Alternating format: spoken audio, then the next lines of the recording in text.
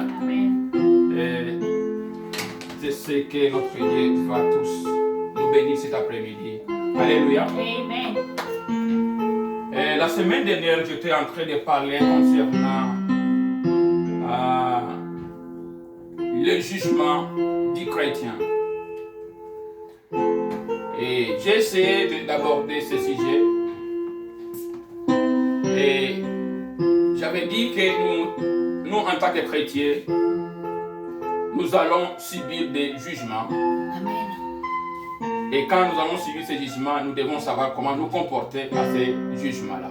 Amen. Et nous avons vu dans les thèmes de la semaine dernière, nous avons vu qu'il y a 3 jugements que les chrétiens doivent tout simplement observer. Il y a le jugement tout simplement qui va venir du monde. Il y a le jugement qui va venir de sa propre conscience. Et il y a le jugement qui va venir du Seigneur. Et cela, on a répertorié cela dans le premier Corinthiens. Amen. C'est là où nous étions en train de lire dans le premier chapitre. Là où Paul est en train simplement de parler sur ce sujet. Paul a bien expliqué cela, qu'il y a 3 jugements que le chrétien doit tout simplement observer.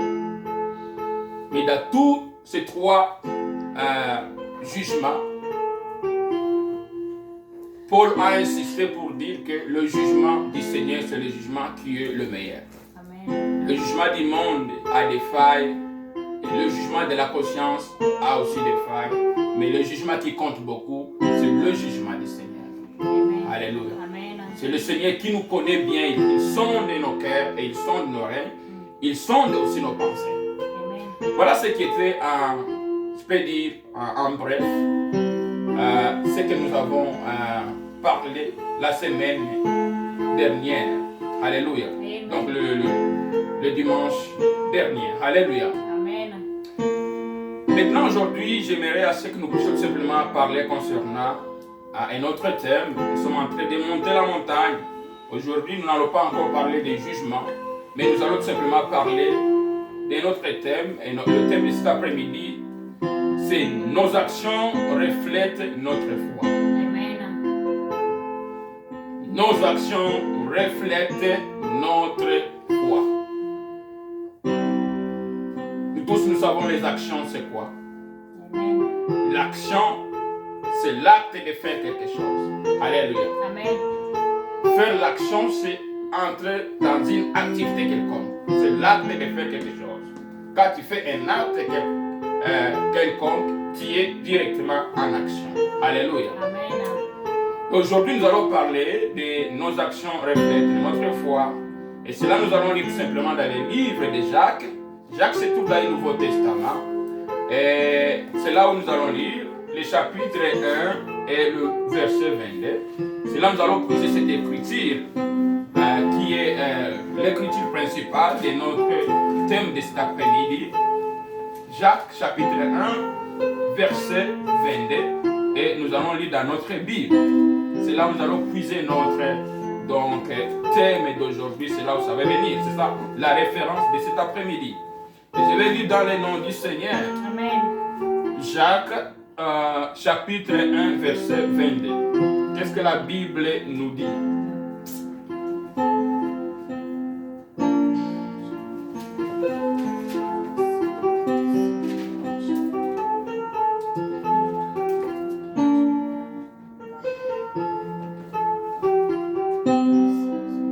Qu'est-ce que la Bible nous dit dans 1 Jacques au verset 22?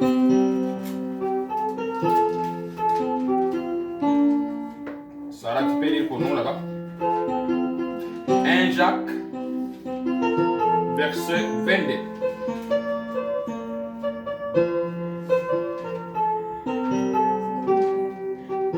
Alors, il y a 1 Jacques, verset 22. Si tu n'as pas trouvé, moi je vais lire alors. Ne vous faites pas des illusions sur vous-même en vous contentant d'écouter la parole de Dieu, Mettez-les réellement en pratique. Alléluia. Amen. C'est un seul verset que nous lisons dans le livre de Jacques. Et c'est là où Jacques est en train de nous parler tout simplement que nous ne devons pas tout simplement nous contenter tout simplement de ce que nous pouvons tout simplement écouter. Mais nous devons tout simplement mettre en pratique aussi ce que nous écoutons. Amen. Alléluia. Amen. Alléluia. Amen. Alléluia. Amen. Il dit que nous ne devons pas nous faire des illusions sur nous-mêmes, mais en nous contentant de la parole. Alléluia. Amen. Se contenter de la parole, c'est-à-dire toi tu es là pour seulement te plaire à la parole. Alléluia. À la parole que tu parles, à la parole que tu prononces. Alléluia. Amen. Jacques, il dit que nous ne devons pas nous contenter de cela, tout simplement. La parole que nous écoutons. Mais nous devons aller plus loin que cela. Nous devons aller plus loin que cela. Il dit dans le verset là-bas, 22, que cette parole que nous écoutons aussi, nous devons la mettre en pratique. Amen. Voilà ce que Jacques est en train de nous dire là-bas dans le chapitre 1 et le verset 22. Je vous rappelle que nous sommes en train de parler concernant nos actions reflètent notre foi. Nos actions doivent refléter notre foi. En d'autres termes, les actions doivent refléter ce que nous sommes. Amen. La foi, notre foi en Jésus-Christ. Jacques, il est en train tout simplement de dire que nous ne devons pas seulement nous contenter de la parole que nous écoutons par nos oreilles, mais nous devons mettre cette parole réellement en pratique. Cette parole doit faire partie de notre vie. Cette parole doit tout simplement se manifester. Un enfant de Dieu doit se rassurer que la parole de Dieu est tout simplement inscrite dans son cœur. Un enfant de Dieu doit se rassurer que la parole de Dieu fait du travail dans son cœur, fait du travail dans tout son corps. La parole de Dieu contrôle tout son corps. Quand nous disons que la parole de Dieu doit être inscrite dans notre cœur, cela signifie que cette parole doit tout simplement se concrétiser à un certain moment à des actions.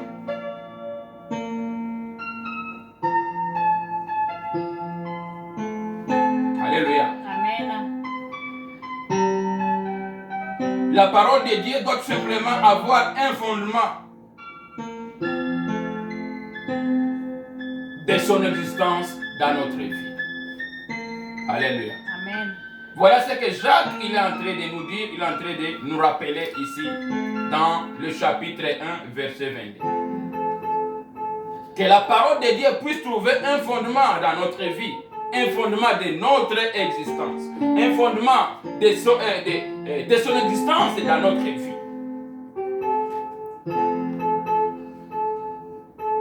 Alléluia. Amen. Alléluia. Amen. L'écoute seulement de la parole de Dieu ne suffit pas. Mais il faut arriver à écouter et mettre cette parole en pratique. On ne doit pas se contenter seulement à l'écouter chaque jour. Tu vas à l'église et tu l'écoutes. Tu es à la maison, tu l'écoutes. Tu ouvres ton télé, tu suis un prédicateur, tu l'écoutes. Mais Paul, il est en train d'insister sur le fait de mettre cette parole en pratique. Cette parole doit être dans notre cœur, doit être dedans dans notre cœur. Et lorsque tu mets la parole de Dieu dans ton cœur, cette parole sera tout simplement un bon témoin auprès des autres. Cette parole doit tout simplement témoigner de ta foi envers Jésus-Christ. Cette parole que tu mets en action doit être un bon témoin auprès de ton voisin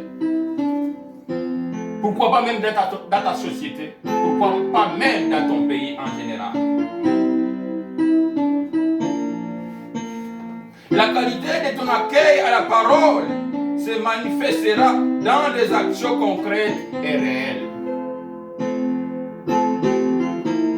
La parole que tu écoutes chaque jour, la parole que tu as envie d'écouter, doit tout simplement se manifester dans des actions concrètes et réelles. C'est pour dire que la parole doit être vraiment se transformer en des actions qui sont réelles, des actions qui sont concrètes et pratiques.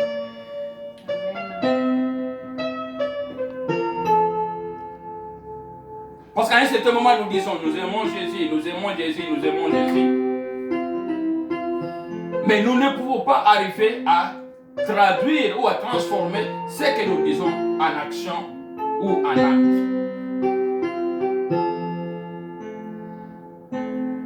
Alléluia. Amen. Alléluia. Amen. Voilà ce que le Seigneur est en train de nous parler à travers Jacques dans le chapitre que nous venons de lire ici, le chapitre 1, verset 22. C'est pour dire que la plupart des gens, ils peuvent avoir de belles paroles. Ils peuvent lire la Bible. Ils peuvent méditer sur certaines écritures. Mais cela ne suffit pas. Jacques, il est en train de nous dire, même si on peut écouter les Écritures, même si on peut lire les Écritures, mais il est important que nous puissions tout simplement transformer ce que nous lisons ou ce que nous écoutons, nous pouvons tout simplement les transformer en action. Avoir de bonnes paroles, ça ne suffit pas, mais il faut tout simplement transformer les paroles que vous avez en actes pour honorer ton Dieu et pour honorer celui qui t'a créé, qui est notre Dieu. Si nous continuons dans le même livre de Jacques, chapitre 1, verset 24, qu'est-ce qu'il nous dit là-bas? Il nous dit, après être, on peut commencer même au verset 23, car celui qui écoute la parole sans la mettre en pratique ressemble à un homme qui se regarde dans un miroir et se voit tel qu'il est. Après s'être regardé, il s'en va et oublie aussitôt comment il est. Voilà comment la comparaison que Jacques il fait là-bas. Celui qui écoute seulement la parole de Dieu, sans toutefois la mettre en pratique, il le compare à une personne qui se regarde dans le miroir. Il se voit comment il est dans le miroir. Quand il quitte son miroir pour aller ailleurs, il oublie comment il est. Il perd tout simplement son portrait initial. Il perd tout simplement sa figure initiale. Il ne peut pas connaître comment il était quand il s'est vu dans le miroir pour la première fois. C'est comme ça que Jacques il est en train de considérer une personne qui doit tout simplement écouter la parole sans toutefois la mettre en pratique. C'est comme quelqu'un qui se regarde dans le miroir et oublier son état initial de son portrait réel. Mais on ne doit pas oublier comment on s'est vu dans le miroir. Quand tu te regardes dans le miroir, tu te vois comment tu es. Et quand tu sors, tu sais que tu es regardé dans le miroir. Tu dois te rassurer tout simplement comment tu es sorti de ta maison pour aller à l'extérieur. Mais quand tu te regardes dans le miroir et tu oublies comment tu es sorti, c'est pour dire là-bas qu'il y a déjà un problème. C'est comme ça que Paul et Jacques sont en train de comparer une personne qui doit tout simplement écouter la parole sans toutefois la mettre en pratique. Mettre la parole en pratique, c'est très important pour un enfant de Dieu. C'est très important pour tous les chrétiens. C'est très important pour celui qui dit qu'il écoute la parole de Dieu.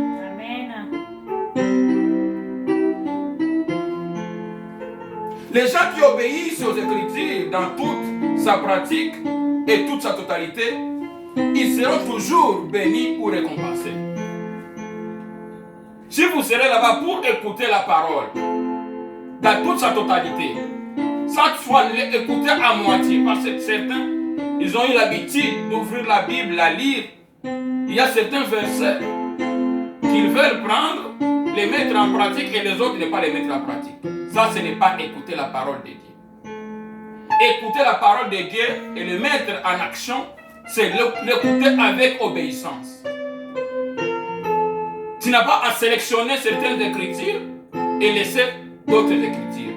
Parce que la Bible, depuis Genèse jusqu'aux Révélations, elle est là pour tout simplement nous aider comment à vivre notre vie spirituelle.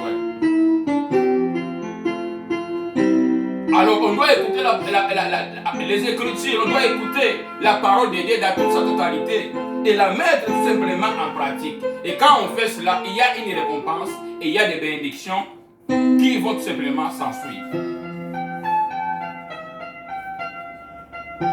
Voilà ce que Jacques est en train de nous parler ici. Obéir aux Écritures, c'est bien. Mais est-ce que vous obéissez aux Écritures dans toute sa pratique?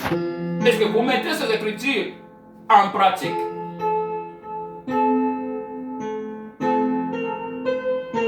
Parce que si vous obéissez, vous disiez que vous obéissez sans mettre la parole de Dieu en pratique, cela signifie qu'il y a des obéissances. Obéir, c'est tout simplement mettre la parole en pratique. Ce n'est pas seulement l'écouter, mais il faut aussi la mettre en pratique. Amen. Et quand tout simplement on remplit cette condition-là, il y a tout simplement une bénédiction qui va s'ensuivre et il y a une récompense qui va s'ensuivre. C'est pour dire, quand nous suivons Jésus, il y a aussi des profils là-dedans.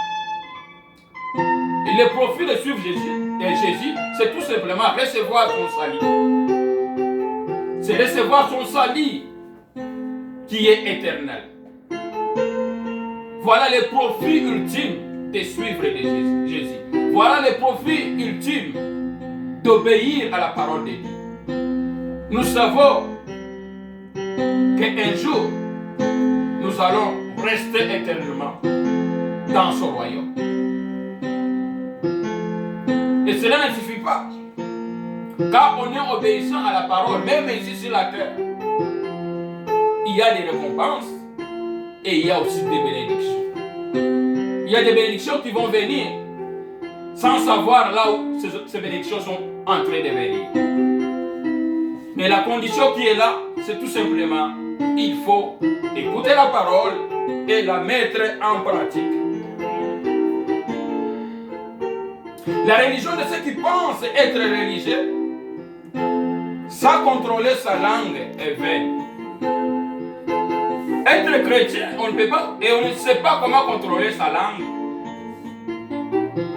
C'est notre langue qui permet de faire un discours.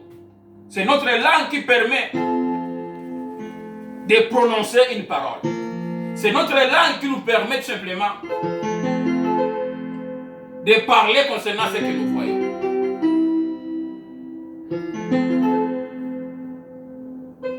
Mais la Bible vient nous rassurer tout simplement ici. Mais il faut que cette langue que nous utilisons, cette parole que nous prononçons, soit une parole qui doit simplement édifier. Et quand cette parole vient édifier, cette parole elle devient tout simplement une parole qui a été écoutée et qui a été mise aussi en pratique. Amen.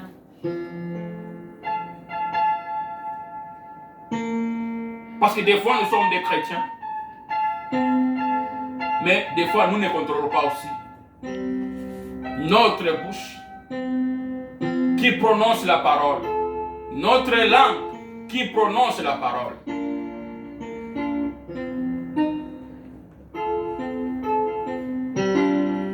Si nous allons simplement prononcer la parole, sans toutefois tenir compte de ses conséquences sur sa vie, sur la vie de ton voisin, sur la vie de ta communauté, sur la vie de la société, à ce cas-là, nous serons des gens qui écoutent la parole de Dieu, la parole du Seigneur, sans toutefois la mettre en pratique. C'est-à-dire la parole que nous écoutons, qui nous donne la vie, doit nécessairement se transformer à une activité qui doit manifester la gloire du Seigneur. Amen. Alléluia. Amen. Nous ne devons pas prononcer des paroles qui sont vaines devant les yeux du Seigneur. Le Seigneur aimerait que nous puissions prononcer des paroles qui édifient, des paroles qui exaltent le Seigneur, des paroles qui édifient une sœur, qui édifient un frère, qui édifient un voisin. Un enfant de Dieu doit être en mesure de contrôler sa façon de parler en gérant son tempérament. Amen. Quand vous parlez, vous devez aussi gérer votre tempérament. Comment vous parlez? Parce que la parole, c'est une puissance. Amen. Est-ce que vous parlez des mauvais mots? Est-ce que vous parlez n'importe quelle parole? Vous devez gérer votre tempérament. Quand il y a quelque chose qui ne marche pas, comment vous vous comportez? Parce que la première chose à utiliser lorsqu'il y a quelque chose qui ne marche pas, on doit utiliser la parole. On doit utiliser la parole pour se défendre, peut-être. Mais quand vous vous défendez, comment vous vous défendez par rapport à une situation qui vous tourmente? On doit gérer le tempérament. On doit contrôler notre façon de parler. Parce que nous utilisons la bouche. Amen. Et dans la bouche, nous sortons des paroles. Alléluia. Amen. Les paroles vont sortir de nos bouches. C'est pourquoi nous insistons ici que nous devons gérer sur notre tempérament.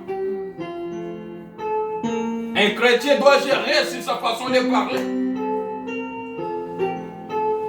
Et ça doit tout simplement viser la volonté du Seigneur.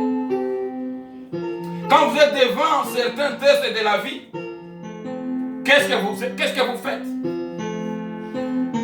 Quand vous êtes dans des situations difficiles, quand vous traversez des moments de défi, qu'est-ce que vous faites?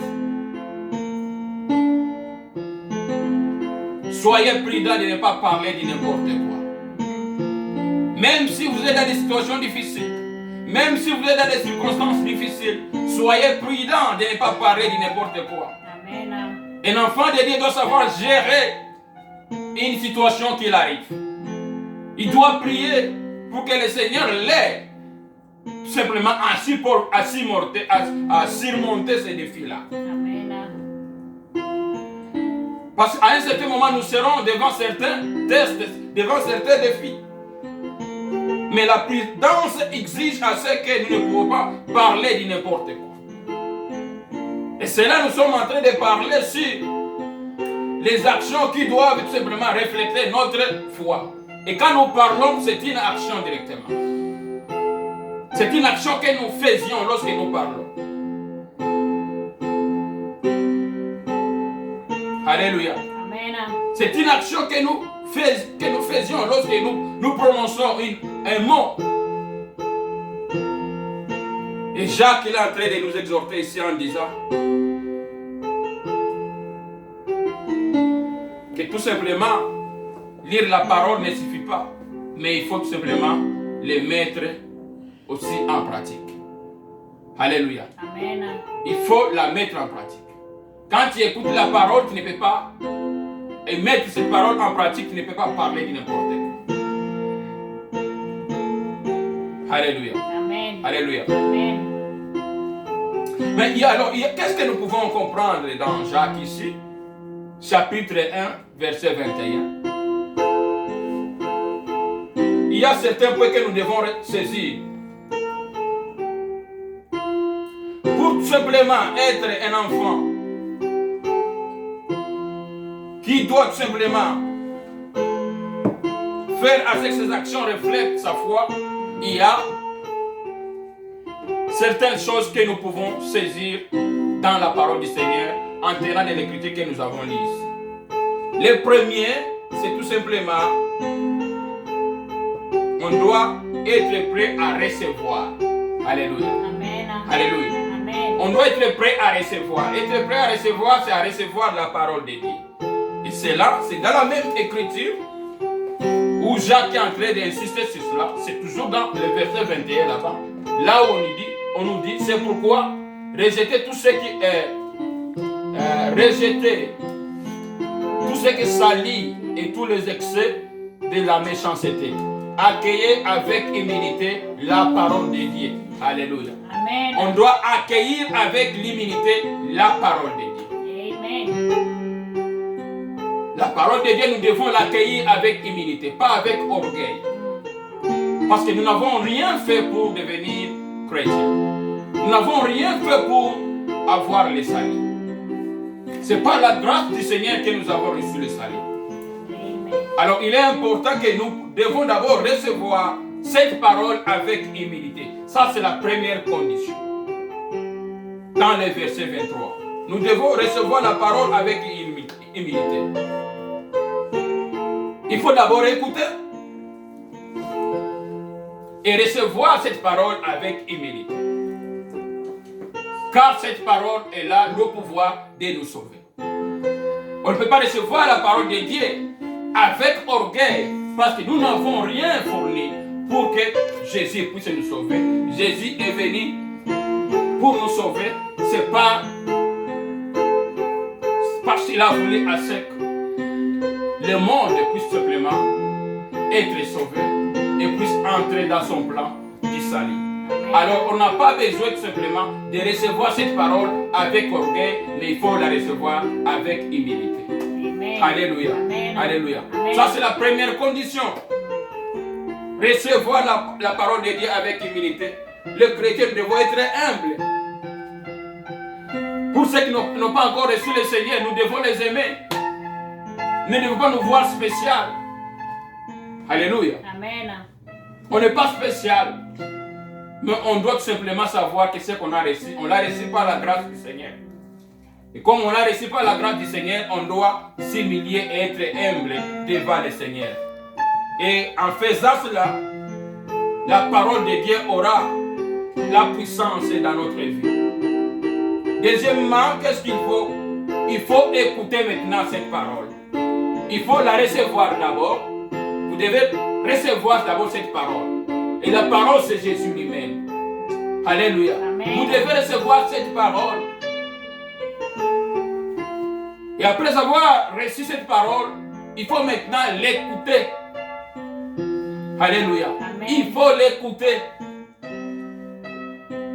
Vous recevez la parole et vous l'écoutez. Et cela, c'est toujours dans Jacques 1, verset 23.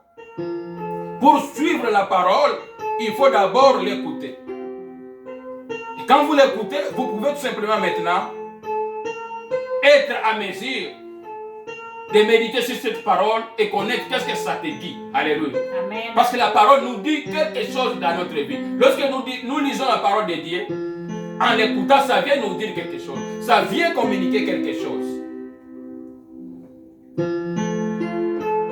Vous ne pouvez pas écouter quelque chose que vous n'avez pas encore reçu. C'est pourquoi la première condition d'écouter la parole de Dieu, il faut d'abord la recevoir. Vous dites que vous écoutez la parole. Est-ce que vous avez d'abord reçu déjà cette parole? Lorsque vous dites que vous l'écoutez, avez-vous d'abord reçu cette parole déjà? Parce que la première condition, c'est d'abord de recevoir cette parole. Et la parole, c'est Jésus-Christ. Amen. Alléluia. Amen. Si vous respectez la première condition, d'avoir tout simplement reçu déjà la parole, vous pouvez maintenant remplir la deuxième condition, qui est la parole maintenant, qui est maintenant la condition d'aller tout simplement faire quoi? D'aller écouter, recevoir, et la deuxième condition, c'est écouter. Amen. Parce que vous ne pouvez pas écouter quelqu'un que vous n'avez pas encore reçu. Alléluia. Amen. Alléluia. Amen. Troisièmement, il faut faire. Après avoir écouté la parole, alléluia. Amen. Après avoir écouté à la parole que vous avez d'abord reçue, et en deuxième niveau, vous avez accepté d'écouter cette parole que vous avez reçue. Alléluia. Amen. Parce que vous pouvez écouter quelque chose sans mettre ça en pratique. Alléluia. Alléluia. Vous devez d'abord recevoir cette parole. Et après cela, vous devez tout simplement écouter. Et au troisième niveau, il faut tout simplement maintenant entrer dans ce qu'on appelle le faire. Vous écoutez la parole, mais écouter la parole, ça ne suffit pas. Écouter la parole, il faut maintenant aller au niveau maintenant de mettre en pratique ce que vous écoutez. Alléluia. Amen. Je peux donner un exemple qui est banal. Vous les élèves, lorsque vous êtes à l'école, vous êtes là-bas pour étudier. Alléluia. Amen. Et quand on vous explique dans la classe, on doit tout simplement vous enseigner certaines notions. vous devez être attentif, vous devez écouter. Alléluia. Amen. Alléluia. Amen. Mais ça ne suffit pas seulement d'écouter. À un certain moment, vous devez maintenant mettre en pratique ce que vous avez écouté.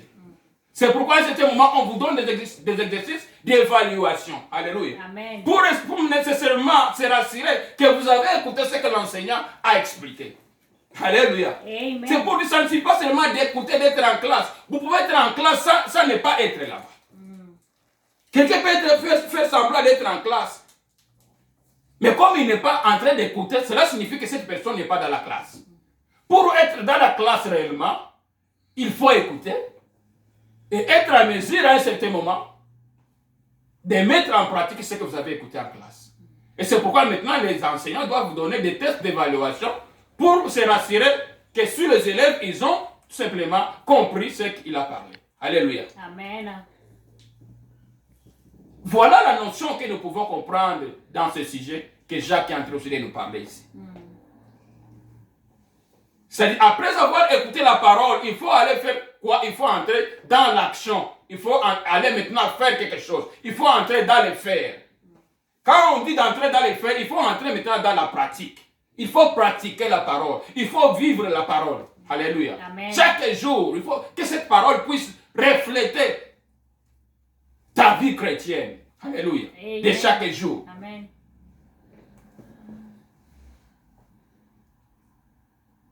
Parce que nous savons que la parole de Dieu, elle vient tout simplement pour nous donner de l'espoir. Elle vient pour nous transformer. Et quand ça nous transforme, ça doit avoir des impacts positifs sur notre vie. Alléluia. Amen. Ça doit avoir tout simplement des impacts. Alors Jacques aimerait tout simplement nous dire que nous devons être au premier niveau. Nous recevons la parole.